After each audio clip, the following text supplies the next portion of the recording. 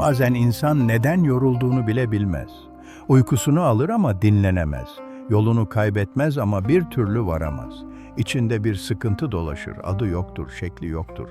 Ama ne yapsam peşini bırakmaz. İşte o anlarda insan kendine şunu sorar. Ben nerede eksildim? Ne zaman dağıldım? Hangi parçayı geride bıraktım da içim toparlanmıyor? Bu menkıbe tam da bu soruların içinden konuşur. Çünkü bu anlatıda adını koyamadığın o sıkıntının nereden doğduğunu duyacaksın. Eksik sandığın parçanın neden eksik kaldığını anlayacaksın. Ve yorgunluğun Allah'ın izniyle yeniden nasıl güce döndüğünü hissedeceksin. Bu menkıbenin sonunda sadece bir hikaye dinlemiş olmayacaksın. Bir dua duyacaksın, bir niyaza eşlik edeceksin. Ve o duada Hacı Bektaş-ı Veli'nin öğrettiği hal ile sen de kalbinden bir amin diyeceksin. Eğer içindeki bu hal sana tanıdık geliyorsa, bu menkıbe seni yarım bırakmaz. Çünkü cevabı olan sorular ancak sonuna kadar dinlenir. Bu anlatı hızla geçilip gidilecek bir söz değil. Bir dergâhta diz çöküp bir süre susma halidir. Eğer bu sofrada senin de bir niyetin varsa, kalbinden küçük bir işaret bırak. Bu bir kelime olabilir, bir kalp olabilir. Bu yolculukta bizimle kalmak için kapının eşiğinde durman yeter. Ve yorumlara ya gönlünden geçen duayı yaz ya da birazdan duyacağımız bu niyaza bizimle birlikte bir amin bırak. Burada bırakılan her iz duyulsun diye değil, birlik olsun diye bırakılır. Şimdi yeniden susalım ve hikayenin başladığı yere dönelim. Anadolu'nun ortasında, bozkırın rengi toprağa sindiği bir vakitte, bir dergah vardır. Ne ihtişamıyla çağırır insanı, ne de sessizliğiyle iter.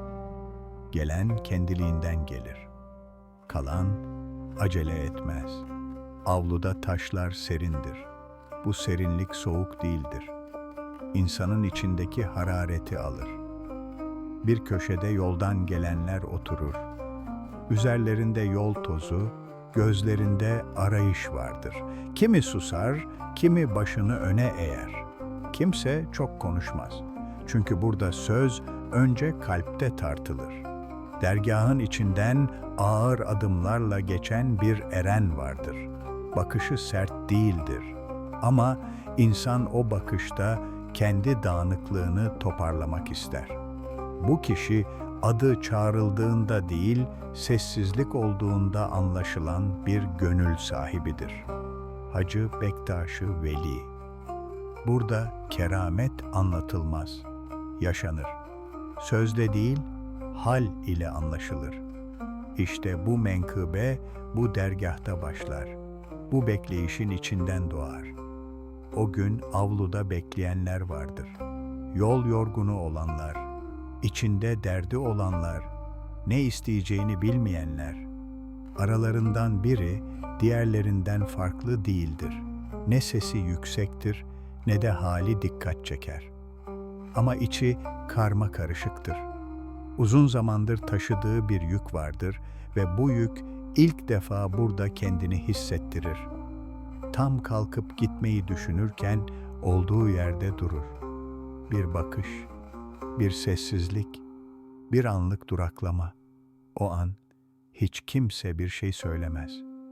Ama herkes bir şeyin yer değiştirdiğini hisseder. Çünkü bazen keramet gökten inmez.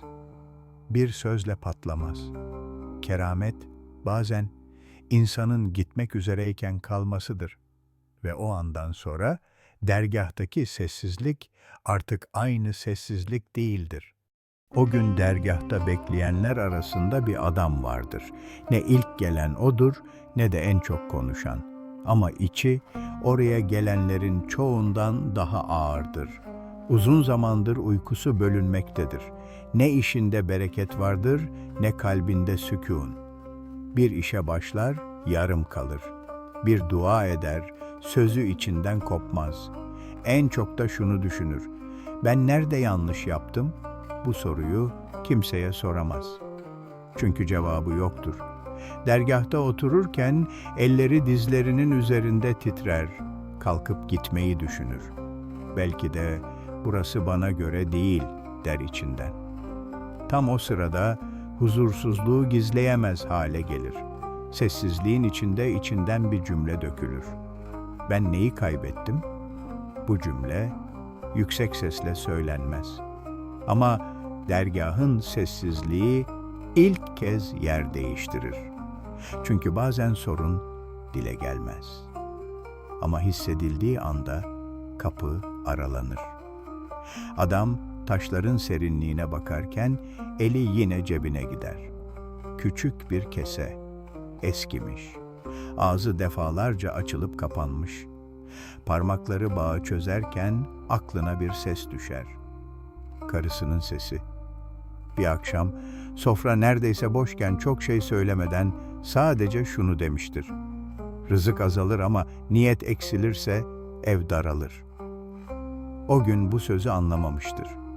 Hatta içerlemiştir. Ben zaten yoruluyorum diye geçirmiştir içinden. Ama şimdi kesenin içi boşken o söz ilk defa yerini bulur. Gözleri yere iner. Bir başka ses daha gelir aklına. Bu kez çocuğunun sesi. O sabah, bugün de mi gitmeyeceksin demiştir. Sitemle değil, alışmış bir kabullenişle. Adam, keseye değil, bu seslere bakmaktadır artık. Ve ilk defa şunu fark eder. Kaybettiği şey sadece para değildir.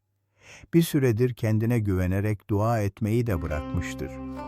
Dergahın sessizliğinde bu fark ediş ağırdır ama kaçılmazdır. Çünkü bazen keramet bir sözün yıllar sonra kalbe geri dönmesiyle başlar. Adam keseyi yeniden bağlamaz. Elinde öylece tutar. İlk defa anlar. Kaybolan şey cebinden düşmemiştir. Bir süredir duayı alışkanlıkla etmiş, niyeti yolda bırakmıştır. Başını kaldırır. Avluya değil, kendine bakar ve içinden ilk kez uzun zamandır şu cümle geçer. Ben yeniden nasıl istemeliyim? Bu soru orada kalmaz. Sessizliğin içinde asılı durur. Cevabı olmayan sorular gibi değil, cevabını bekleyen sorular gibi. Adam soruyu içinde taşırken dergahın kapısı açılır. Kimse dönüp bakmaz önce. Çünkü gelenin ayak sesi yük taşımaz. Avluya giren kişi ne yüksek sesle konuşur ne de kalabalığı yarar. Ama geçtiği yerde insanlar farkında olmadan toparlanır. Adam başını kaldırdığında onu ilk kez görür. Bu adı o an söylenmeyen bir kişidir. Ama duruşunda huzur vardır. Eren avlunun ortasında durur. Birini çağırmaz, bir işaret yapmaz. Yerde duran boş bir tası alır ve adama doğru uzatır. Adam şaşırır. Çünkü tas boştur. Kese gibi. Ne isteyeceğini bilmez. Elini uzatmaz. Eren ilk ve tek sözünü söyler.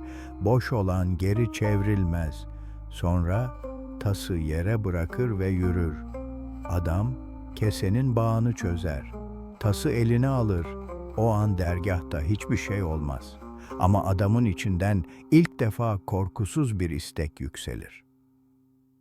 Tası yere bırakırken dudakları kıpırdar. Allah'ım! İşte keramet buradadır. Çünkü o anda adamın içindeki korku da boşalır. Ve orada bulunanlar daha sonra şunu anlatır. O tas uzun süre avluda durmuştur.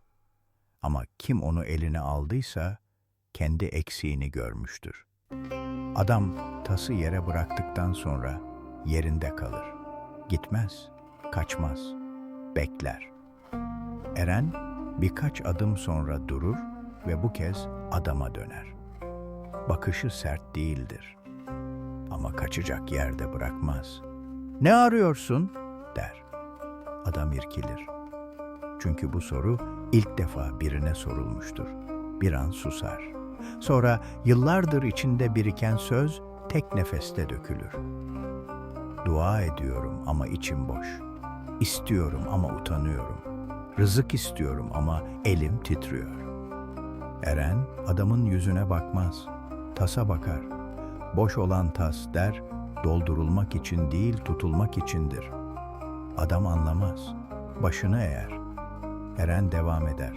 Sen rızkı cebinde aradın, kalbini oraya bağladın. Kalbin boş kalınca duan da korkuya dönüştü. Adam kendi halini ilk kez bir başkasının ağzından duyar. Peki ben neyi unuttum der, sesi kısık. Eren bu kez bakar. Unutmadın der.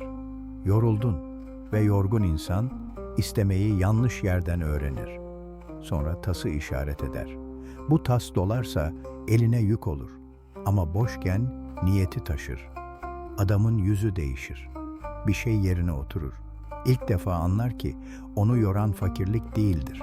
Onu tüketen duayı pazarlık haline getirmesidir. Dudakları titrer.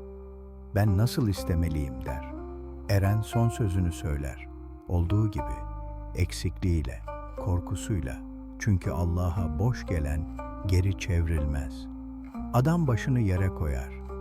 Bu bir secde değildir. Bu ilk defa yükünü indirişidir. Ve o anda dergâhta bulunanlar şunu anlatır. Eren konuşmaz artık. Ama durduğu yer bir niyazın eşiği olur. Adamın dudakları kıpırdar. Sonra bir başkası, sonra bir başkası daha. Az önce bir kişiye söylenen söz artık tek bir ağızdan bir niyaza dönüşür. Ve dergâhta o gün bu dua okunur.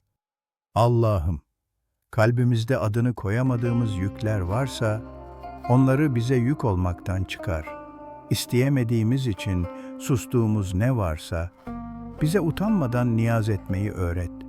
Rızkı sadece elde aradığımız için kalbi ihmal ettiysek, kalbimizi yeniden yerine koy. Bizi bollukla değil, niyetle ayakta tut. Eksik geldiğimiz kapılardan tam olmayı beklediysek, bize eksikliğimizle yürümeyi nasip et. Yorgunluğumuzu şikayete, duamızı pazarlığa çevirdiysek, bizi yeniden olduğu gibi isteyebilen kullarından eyle. Bu niyazı eden her gönle korkusuz bir amin ver Allah'ım. Ve o aminle birlikte içimizde dağılmış olanı toparla. Amin. Belki dikkat ettin. Bu menkıbede değişen ilk şey rızık olmadı. Para artmadı. Yük hafiflemedi. Değişen, insanın istemeye durduğu yer oldu. Çünkü çoğumuz duayı bir çare gibi ederiz. Sıkışınca, tükenince, elimizde bir şey kalmadığında. Ama bu menkıbe bize şunu fısıldar. Asıl kopuş, istemeyi bırakmak değildir. Nasıl isteyeceğini unutmaktır. İnsan yorulunca duasını gizler, utanır, pazarlık eder. Şunu verirsen bunu yaparım der. Oysa burada öğretilen şudur. Allah'a gelen dolu olmak zorunda değildir. Ama dürüst olmak zorundadır. Eksikliğiyle gelen, korkusunu saklamayan, niyetini süslemeyen kul. Kapının eşiğinde kalmaz. İşte bu yüzden bu menkıbe, Hacı Bektaş yolunun en sade yerinden konuşur. Rızık önce elde değil, kalpte çoğalır. Ve kalbi toparlanan insan, hayatla yeniden konuşabilir. Eğer sen de son zamanlarda istemekten yorulduysan, duanı yarım bırakıyorsan ya da nasıl isteyeceğini unuttuğunu hissediyorsan, bil ki bu hal sana ait bir kusur değil. Bu yol sana da açık. Ve belki şimdi en başta sorduğun o sorular yerine oturmuştur. Hangi parçam eksik demiştin? Eksik olan rızık değildi. Eksik olan kendinle konuşurken dürüst kalabilmekti. Neden içim sıkılıyor demiştin. Çünkü duayı bir yük gibi taşımaya başlamıştın. Oysa bu menkıbede gördük ki dua yük değil, yük indirişidir. Ben nerede dağıldım demiştin. Dağıldığın yer hayat değil, istemeyi bıraktığın yerdi. Bu menkıbe bize şunu anlatmadı. Her şey düzelir. Ama şunu gösterdi. İnsan nasıl isteyeceğini hatırlarsa kendini toparlar. Eğer sen de bu hikayede kendinden bir parça bulduysan, bu niyeti içinde tutma. Yorumlara gönlünden geçen duayı yaz. Ya da bu menkıbede okunan niyaza sessizce bir amin bırak. Belki senin bıraktığın bir kelime başkasının yükünü hafifletir. Ve bu anlatı sende bir iz bıraktıysa bu izi tek başına taşıma. Paylaş. Çünkü bazı menkıbeler ancak paylaşıldıkça tamam olur.